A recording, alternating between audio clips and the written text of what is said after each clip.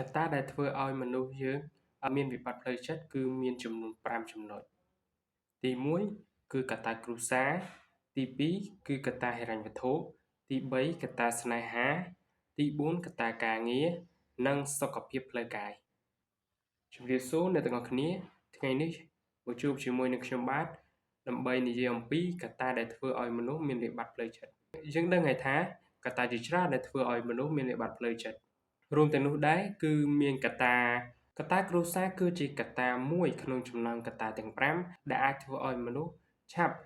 មានជំងឺវិបត្តិផ្លូវចិត្តពីព្រោះកត្តាគ្រួសារនេះហើយគឺជាកត្តាមួយដែលធ្វើឲ្យមនុស្សមានកម្លាំងមានសក្តានុពលក្នុងការធ្វើការងារនិងធ្វើការសិក្សារៀនសូត្រផងដែរជាបន្ទាប់ចំណុចទី2គឺកត្តាហិរញ្ញវត្ថុកត្តាហិរញ្ញវត្ថុគឺជាកត្តាមួយដែលធ្វើឲ្យមនុស្សក៏ជួបវិបត្តិផ្លូវចិត្តផងដែរមនុស្សនៅក្នុងពិភពលោកភាគច្រើនគឺតែងតែជួបវិបត្តិហិរញ្ញវត្ថុដោយសារពួកគេមិនមានការងារធ្វើជួបទៅនឹងបញ្ហាសេដ្ឋកិច្ចនៅក្នុងប្រទេសបញ្ហាសេដ្ឋកិច្ចនៅក្នុងពិភពលោកផងដែរដែលធ្វើឲ្យពួកគេមានវិបត្តិផ្លូវចិត្តជាច្រើនដោយសារតែពួកគេទទួលបាននៅទំនួលខុសត្រូវរៀងៗខ្លួនចំពោះចំណុចទី3កត្តាស្នេហាកត្តាស្នេហាគឺជាកត្តាមួយដែលធ្វើឲ្យយុវជនតែងតែមានវិបត្តិផ្លូវចិត្តជាច្រើនហើយដែលប៉ះពាល់យ៉ាងខ្លាំងចំពោះយុវជនដែលកំពុងតែ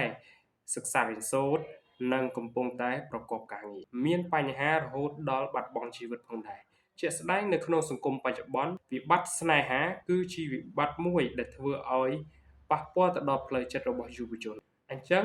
ក្នុងនាមយើងជាយុវជនយើងត្រូវតែរក្សាផ្លូវចិត្តយើងឲ្យបានល្អដើម្បីចូលរួមក្នុងការអភិវឌ្ឍជាតិ